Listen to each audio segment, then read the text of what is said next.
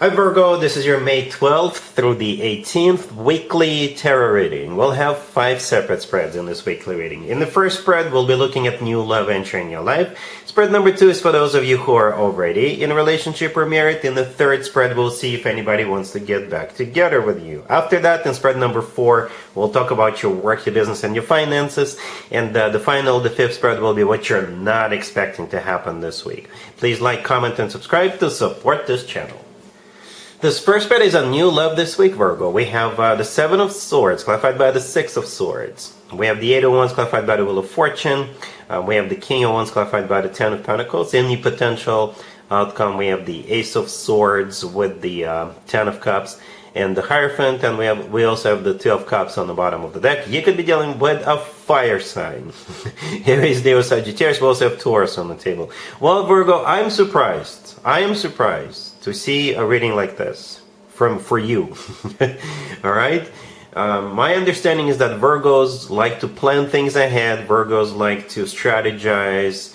You know, Virgos are very detail-oriented people. Okay. I'm not saying that's not you, but what's actually happening this week? It's like you're running away. You're eloping. You're some of you're gonna drop everything and move forward. Move towards this King of Wands. Move in this King of Wands. Or simply maybe call in sick and go on a trip together with this King of Wands. Let me explain, and let me ask you a quick question. And it may sound a little bit cheesy, maybe not a little. Do you believe in Cupids? Because we do have the Cupid's arrows card, the Eight of Wands, the third card from the left. Okay, Cupid's arrows. So perhaps that's what's happening. You're being struck by the arrow of love or something like that. But jokes aside, we start with the Seven of Swords, clarified by the Six of Swords, and then we have the Eight of Wands, clarified by the Wheel of Fortune. All right, the Six of Swords, the Eight of Wands, and the Wheel of Fortune, those 3 cards could definitely be interpreted as cards of travel. Hopping on a plane, getting on a train, getting in the car, getting on the bus, and going. All right, so if 3 cards can be interpreted as cards of travel. Perhaps you're traveling this week. Perhaps you're moving out. Perhaps you're running away. You're eloping. Maybe you're going on a secret trip. Maybe you're leaving somebody behind and moving towards this King of Wands. You're definitely getting together. You're definitely getting the show on the road with this King of Wands. All right. And yeah, the King of Wands in the middle right there, that's the person. Most likely a fire sign, Aries, Leo, or Sagittarius, or somebody with some major fire placements in their chart. Right? The Seven of Swords. Let's go back to the Seven of Swords. Yeah. To be crystal clear, what the Seven of Swords can be interpreted as. Yes, it could be a card of somebody who is lying to themselves about their emotions. You know, perhaps they've been lying to themselves up until this point. You've been lying to yourself up until this point, and you're not going to be doing that much longer. Okay. However, at the same time, the Seven of Swords is a card of being dishonest, or it's a card of just running away. You know, doing something secretive, doing something, perhaps hiding something from other people. All right, the Six of Swords, clarifying the Seven of Swords. Yep, leaving something or someone behind, or getting on that plane, getting on that train, getting in the car and going. The Eight of Wands, clarified by the Wheel of Fortune, 2 more travel cards. The Eight of Wands is also that Cupid's arrows card that I was just referring to a second ago. Right? Yeah, the Eight of Wands is a card of falling in love. The Wheel of Fortune is starting a new cycle. And all of this is with that King of Wands. As I was clarifying the King of Wands, I simply asked, what is this person's intention when it comes to Virgo? And the Ten of Pentacles showed up. So intentions are good. And besides that, this is one of 3 marriage cards on the table, Virgo. One of 3, right? So you're definitely moving towards a commitment with this King of Wands. Right? And the Ten of Pentacles is one of the 3 marriage cards. Speaking of marriage cards, in the potential outcome, we have the Ace of Swords with the Ten of Cups and the Hierophant. Right? The Ten of Cups and the Hierophant are those 2 remaining marriage cards. The Ace of Swords, the first card in there, is a yes. It's one of the yes words in the tarot deck. Okay? It's also a card of clarity. And the Ten of Cups is the happily ever after card. family card. The Hierophant could be a Taurus you're dealing with, but the Hierophant is that third marriage card. And the cherry on top is the Two of Cups on the bottom of the deck. As you can see, we have two people in the Two of Cups. It is a card of a soulmate connection. It's a card of when two people in love, two people feeling the same way towards one another. So, Virgo, yeah. One interesting reading. A little bit unexpected. I didn't see this coming, but, if you're in love, you're in love. Okay? If you're in love with this King of Wands, do what you got to do. They're in love with you too. They're in love with you too. Hence all these marriage cards. Alright? Really happy for you, Virgo. Congratulations. If you are already married or in a relationship, Virgo, this spread is for you. We have Temperance, we have the Hangman, we have the Six of Wands clarified by the Ace of Wands, and we have the Ten of Wands on the bottom of the deck. You could be dealing with Sagittarius, Pisces, or any zodiac sign. So this spread is more like you, Virgo. I don't know if you just watched the first spread, the new love spread. This one is for couples. This one is for those who are married or in a relationship. This is more like you. What this reading is all about, if I were to sum up, if I were to look at all these cards together and come up with the conclusion or a summary of what's going on, here it goes. Patience and hard work bring victories and amazing results. Okay, patience and hard work, just pushing, just keep going, brings victories and results. Okay, that's what this reading is all about. Maybe even the sacrifice, not just patience and hard work, maybe even a little bit of sacrifice. I don't know what this reading is about. Maybe you were working on your issues with your person. A lot of commitments, a lot of marriages have issues, but people can definitely work most of them out, right? Maybe you were remodeling your home and you're finally done remodeling.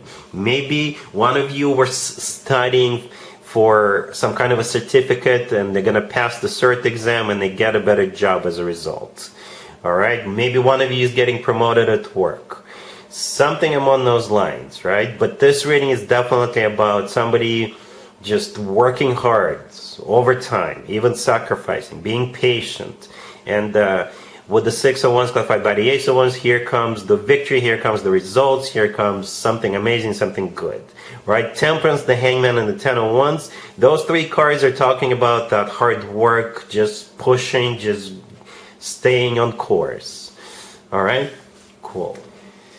Let's see if anybody comes back from the past for you, Virgo, this week. Keep in mind, it doesn't have to be the most recent ex. We have the Ace of Swords, clarified by the Tower, the Ace of Cups, the King of Swords, clarified by the Two of Cups, and we also have Temperance on the bottom of the deck. You could be dealing with an air sign, Gemini, Libra, Aquarius. We also have Aries, Scorpio, maybe a Sagittarius. The King of Swords, right next to the deck, clarified by the Two of Cups.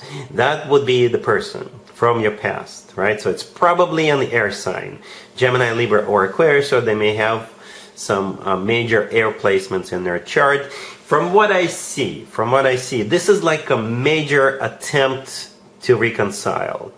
And for most of you, I think you will give it another shot. I think most of you will, because of all these aces here, and Temperance, and the Two of Cups clarifying the King of Swords. I was a little bit surprised to see the Tower, but I'm no longer surprised with you, Virgo, after the first spread. I wasn't that surprised. So the Tower could be maybe something, this person popping up out of the blue, all of a sudden. Perhaps you never thought you will ever hear from this person again, right? The Tower could be something that happens unexpectedly, all right? The Ace of Swords is all about being honest, being straightforward, being very direct. The Ace of Cups, the second ace, right, is all about love, true, genuine, authentic love. And the King of Swords is the person. Clarified by the Two of Cups. As I was clarifying the King of Swords, I simply asked how does this King of Swords feel about Virgo and this whole situation? And the Two of Cups showed up. Yeah, this person is on board. They really like you. They really love you. They really want you back. Temperance on the bottom of the deck is a card of healing, it's a card of patience, it's a card of rekindling, reconciling, rebalancing things. Alright? Cool. Let's talk about your work, your business, and your finances, Virgo, this week. We have the Nine of Swords clarified by the Six of Swords. We have the Nine of Cups. Then we have the Queen of Pentacles clarified by the Page of Cups, and we also have the Fool on the bottom of the deck. You could be dealing with an Aries or maybe even a fellow Earth sign, Taurus, Virgo, Capricorn. So this kind of comes off as you are going to help somebody. Okay, let me explain. The Queen of Pentacles right next to the deck. It could be another person, right? It could be another, maybe an earth sign or like an entrepreneur, somebody who works with money. But I think for most of you, this is you. I think it's a reasonable assumption to say that the Queen of Pentacles would be you, Virgo, right? You're clarified by the Page of Cups. The Page of Cups, it's like... considering other cards that we have on the table, I think with the Page of Cups, this is you reaching out to somebody. This is you maybe calming somebody down or just helping them. Because this reading actually starts with the Nine of Swords, clarified by the Six of Swords. The Nine of Swords is a card of somebody who is really stressed out, somebody who is nervous, somebody who is having a hard time, right? The Six of Swords clarifying it. Perhaps the Six of Swords is a card of travel. It's a card of moving on, going somewhere, starting a new job, or relocating, or what have you. So I think this is somebody else. I don't think that's you. I think this is somebody else who is like going through this type of a situation, right? And you will help this person. You will either help them prepare for a job interview, you'll help them move, you'll help them with whatever, right? Because right after the Nine of Swords, we have the Nine of Cups. So we got two nines, one right after the other. And they're like two polar opposite energies. In the Nine of Swords, as I already mentioned, as you can see, the person is like, oh my God, what do I do? Oh my God. But the person in the Nine of Cups is very, cool, keeping their cool. Somebody who is confident, or it looks to me like somebody is confident in the Nine of Cups. That person is satisfied. Okay? And the Fool on the bottom of the deck, it's a card of taking a risk, taking a leap of faith, doing something new, starting something new. So perhaps this is what it's all about. And you're going to help this person out by being there to support them, help them, what have you. To take that leap of faith, to do this, to try this. I hope this makes sense, Virgo. All right? Cool. Let's see what you're not expecting to happen this week, Virgo. But I think at this point you're at least starting to expect it. We have the Chariot clarified by the Seven of Swords, the Two of Cups, the Knight of Wands clarified by the King of Wands, and we also have the Star on the bottom of the deck. So this reading is for those of you who are still a little bit skeptical about what I said during the first spread. This is a different deck, by the way. I use different decks for different spreads.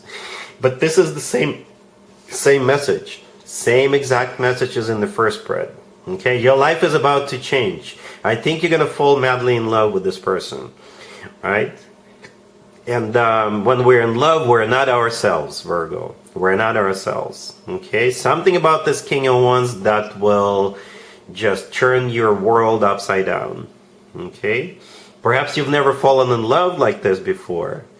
All right? But you and this King of Wands, you guys are hitting it off. You guys are moving forward. You guys are going to be together and all that good stuff. And as we saw in the first spread, you will most likely marry this person. All right, so yeah, we got the King of Wands. We even have the Seven of Swords here, right? We got the Two of Cups. We have the Star. The Star, by the way, is a card of a wish come true. Something we wish for and hope for a very long time.